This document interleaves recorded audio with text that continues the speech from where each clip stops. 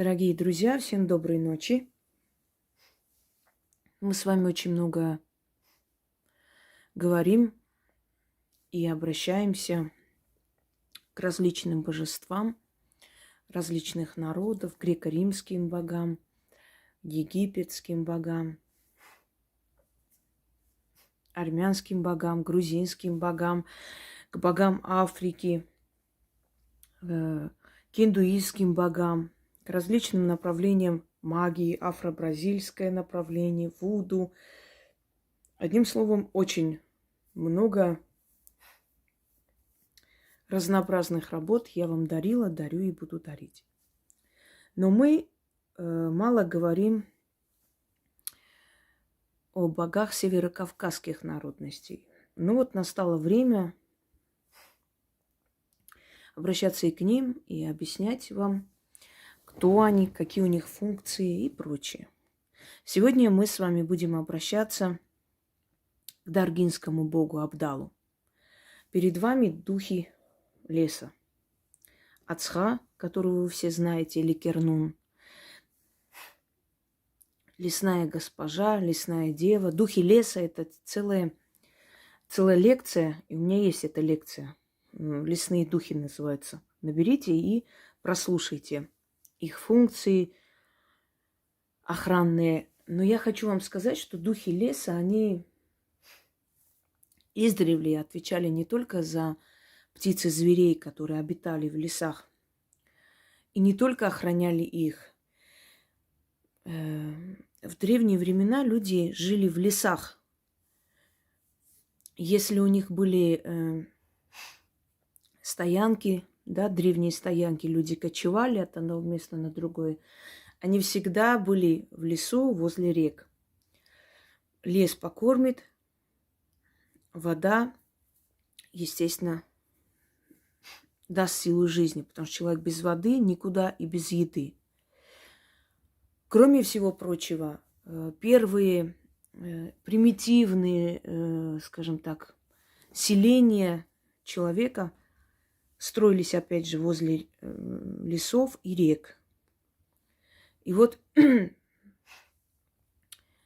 флора и фауна леса, она охранялась всегда силами леса и до сих пор охраняется. Хочу вам сказать, что как бы это невероятно ни звучало, но многие люди, которые часто ходят в лес, грибники, те же люди, знающие лес, они всегда оставляют откуп лесным духом. И вот странный случай. Люди неопытные, люди, не знающие язык леса, могут заблудиться, могут вокруг ходить, вокруг просто по одному кругу и не найти тропинки. Лесные духи иногда являются людям.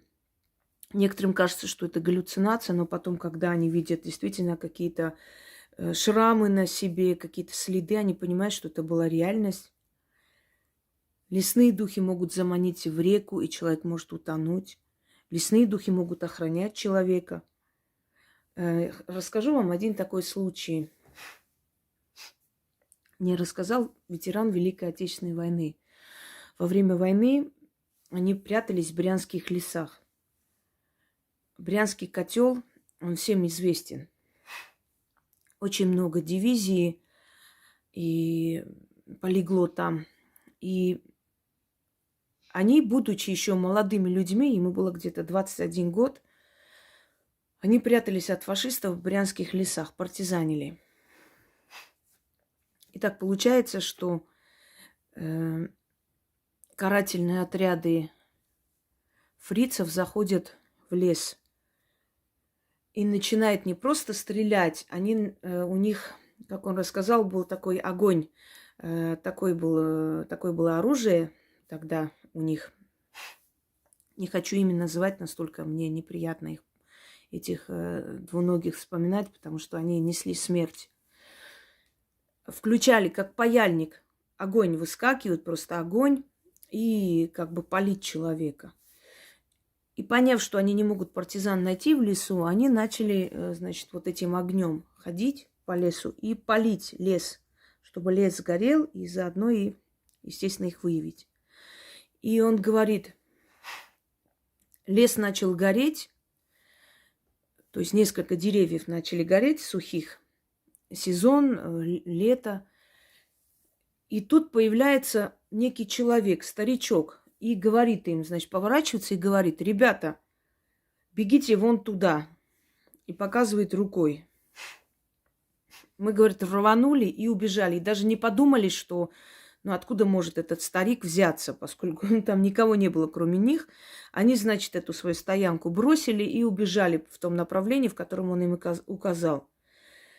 И пока они бежали, он говорит, такой рев поднялся, такой жуткий крик в лесу, как будто что-то гудело. Поднялся ветер, птицы начали кричать. И мы слышим, как орут, значит, вот те, которые за ними гнались. Без оглядки убежали, и только через несколько дней и у них хватило смелости вернуться посмотреть, что там есть, разведка. Они вернулись и увидели, что дерево сгорело, испепелилось. Пожар дальше не пошел в лес. И рядом валяются тела вот тех, которые за ними охотились с этим огнем. Как это произошло? Как они спалились? Как они, значит, что случилось, никто не понял. И они вспомнили, что один из их ребят, который все время с ними находился в лесу, потом ушел в село за помощью, он всегда что-то бормотал. Он говорил, что у него дед ведьмак, что надо лес задобрить, что надо, значит, благодарить лес. И даже последний там кусок хлеба маленький отламливал, относил куда-то. Его ругали, мол, это все пережитки прошлого, что ты во всякую ерунду веришь. Но он все время просил лес их охранять. И когда он ушел, как раз в этот момент вот эта группа карателей пришла в лес. И вот смотрите, что с ними случилось. И он мне рассказывал и говорит, я с тех пор всегда, заходя в лес, благодарю, приношу откуп и прочее, прочее. И благодарил того Митьку, который их этому научил. И он мне сказал, я был в лесах, где просто полно было медведей, лес, значит, медвежий лес. И люди удивлялись, как он заходил в лес и выходил нетронутым, ну, живым. Боялись идти даже за малиной в эти леса. Потому что человек, который нашел общий язык с лесом, особенно те, кто живут возле леса, они просто обязаны задабривать лес. У этих людей будет благополучие в жизни, потому что лесные духи, лесные силы, природные боги, почему их изображают рогатыми? Христианство сделало из них там демонов и нечисть и прочее. Почему они изображаются рогатыми?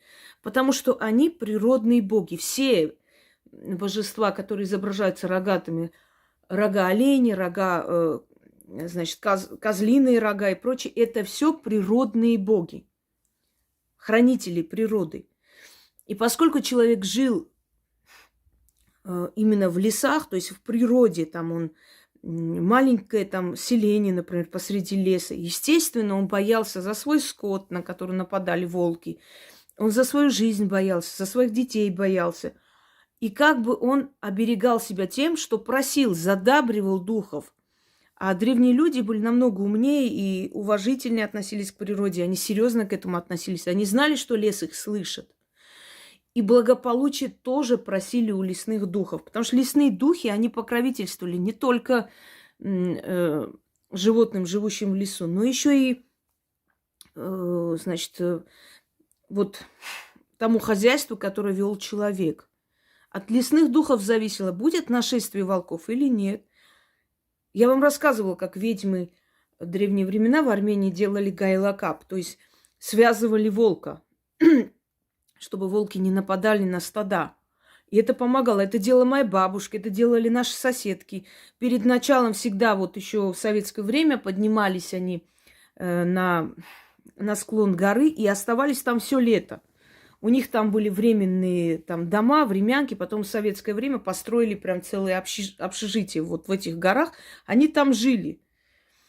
Там не было у них света, потому что тогда не было такой возможности ввести туда свет. Они там под лампами и все такое. Но вода была еда, все нормально. Естественно, там целые стада, сотни.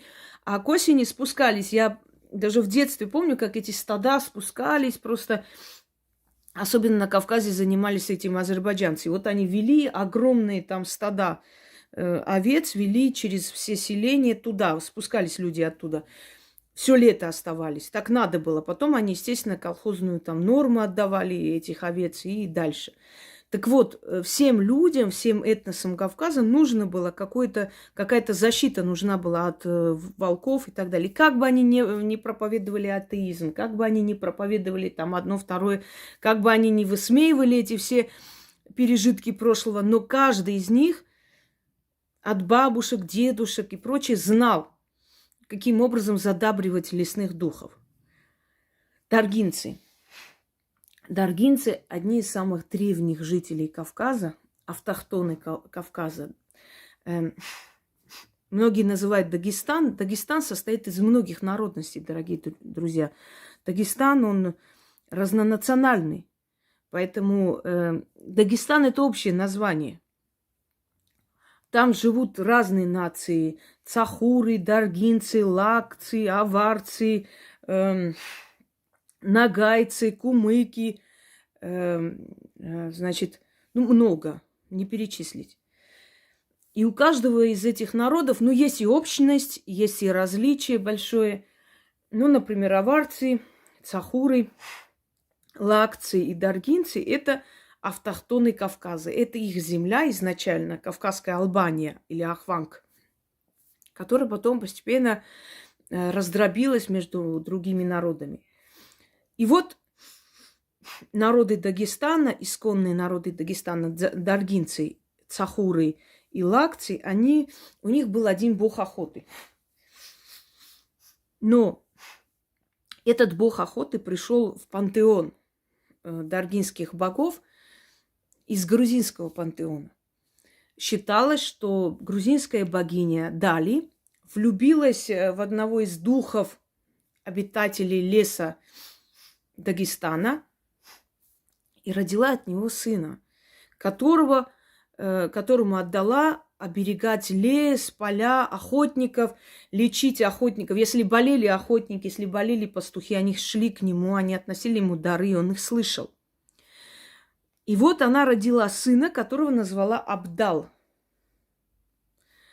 Говорят, что лесной дух, от которого она родила, его звали Абы.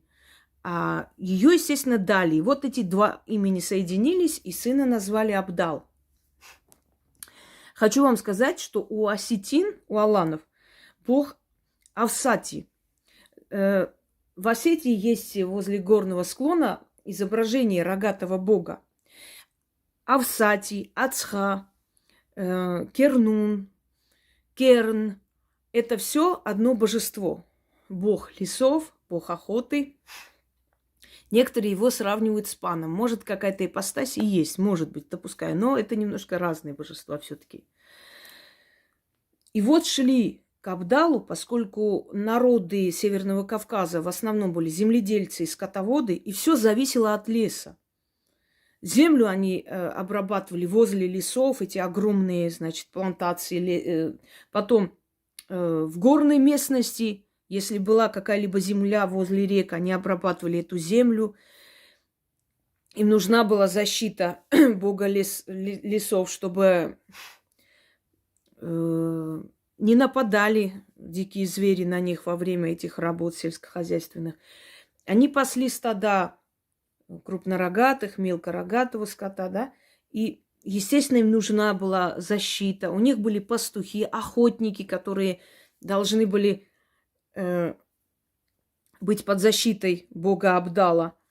Кроме того, Абдал мог прийти в облике большого оленя и говорить на человеческом языке, запрещая охотиться в какие-то сезоны. И если кто-то увидел его, говорящего оленя на человеческом языке, который запретил охотникам охотиться в этот сезон, и кто-то нарушил, обязательно этот охотник умрет от своей же пули или от своей же стрелы. Как это получится, неизвестно, но так вот находили охотников, раненые или убитые своей же стрелой. Поэтому никто его ослушаться не смел. К Абдалу приходили как аварцы называли его, будуалы. Значит, к нему приходили за помощью, но к нему еще приходили просить богатую жизнь, богатую долю. Потому как духи лесов, они по всему миру путешествовали, шли. Некоторые говорили, что даже играли между собой в какие-то игры и гнали друг к другу из лесов животных, зверей. До сих пор можно увидеть, когда из одного леса в таком, знаете, в страшном ужасе, страхе бежит огромные стада в другой лес.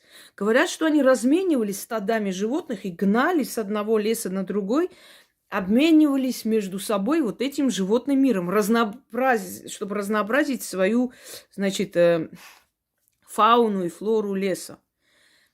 Вот такие вот своеобразные духи. И поэтому к лесным духам шли, чтобы попросить помощи, чтобы попросить у них богатство, значимость. Еще раз объясняю, потому что многое зависело от духов природы. Люди жили возле леса, они просили у этих духов помощи в своих делах, в своих там даже торговых делах. Они шли, задабривали эти силы и просили помощи, чтобы хорошо жить. Говорят, что Абдал ходит абсолютно нагишом, и если его кто-то видел в таком виде, значит, это к богатству. Уж не знаю, как они там чувствовали себя, когда идет тебе навстречу рогатый мужик, весь обросший, высокий, абсолютно голый. Не знаю уж, какая радость может быть в душе. Но тот, кто видел, радовался, потому что понимали, что это к богатству, к имуществу. Женщина, если видела его таким, значит, она выйдет замуж за богатого, хорошего, любящего мужчину. То есть он таким образом показывал.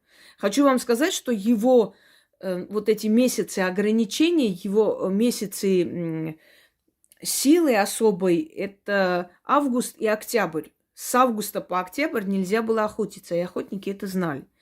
Если кто-то нарушал, я говорила, что каким способом он их наказывал. То ли болезнь насылал, то ли наказывал. То есть он регулировал рождаемость животных, запрещая им, то есть охотникам, да, чрезмерно распоясаться. Те, кто был удачный охотник, приносили ему в жертву сердце животного. И когда ели это животное, значит, приносили кости обратно в лес. И с откупом, с благодарностью оставляли. Считалось, что Абдал должен воскресить и восполнить потерю леса. Вот такой вот интересный ритуал. Теперь, что вам нужно делать, друзья мои? Поскольку боги обитают везде, они везде нас слышат, и поскольку даргинцы, как один из древнейших этносов, обладают энергией и мощью языка и, как бы вам сказать, обращение к их богам точно такая же древняя и веками подпитанная энергия народа, то, естественно, в любом лесу вы можете к нему обращаться. Для этого вы должны принести в лес красное вино, сладость, мед. И можно иногда лепешки носить. Но не всегда. Желательно, чтобы это было не летом, чтобы лепешки высохли. Но если вы осенью, там, поздней осенью сделаете и так далее, можно принести лепешки. А вообще он любит мед и красное вино. Приносите красное вино, открывайте вот эту вот баночку меда, ставите на пенек или ставите под дерево. Вино нужно немножко вылить и оставить остальное, чтобы он забрал. Начитать это 7 раз, отвернуться и уйти. И через некоторое время вы можете встретить нужных людей. Это делается, этот ритуал, для того, чтобы найти хорошую работу, приумножить свое имущество и стать более удачливым. И этот древний бог, он обязательно вам в этом поможет. Особенно те, у кого нету удачи в бизнесе, у кого нету, вот кому нужны хорошие работники или хорошие знакомства, чтобы как-то устроить свою жизнь. Иногда женщины могут встретить хорошего мужчину после обращения к нему. Итак, приносите в любой день, недели, дня, неважно. Ну, не ночью, конечно, туда ходить. Ставите это все, жертвуйте и читайте, стоя возле этого дерева, 7 раз. Могут птицы начать кричать, ветер может подняться так легкий. Это нормально. Этот Бог вас услышит. И он услышит более, чем кого-либо. То есть, чем кто-либо, извиняюсь.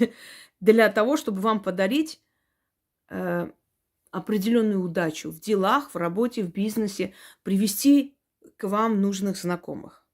Итак,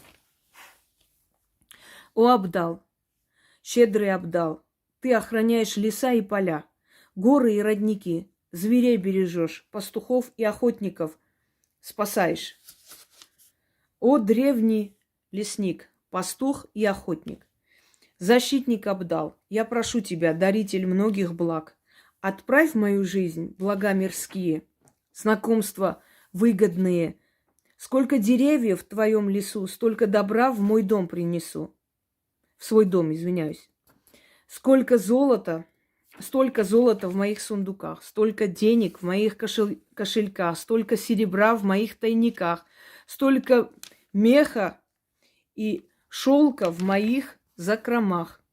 О, сын прекрасной дали, прими мои дары, а взамен все, что просила, мне подари.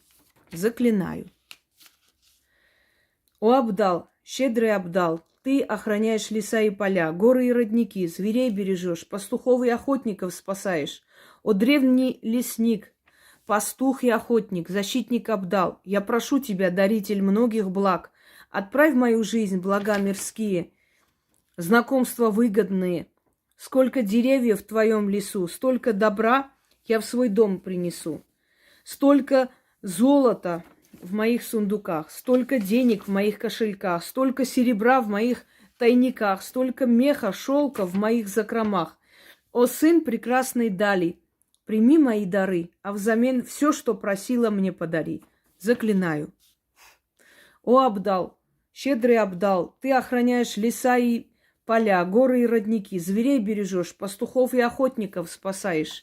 О, древний лесник, пастух и охотник, защитник Абдал, я прошу тебя, даритель многих благ, отправь в мою жизнь блага мирские, знакомства выгодные, сколько деревьев в твоем лесу, столько добра я в свой дом принесу.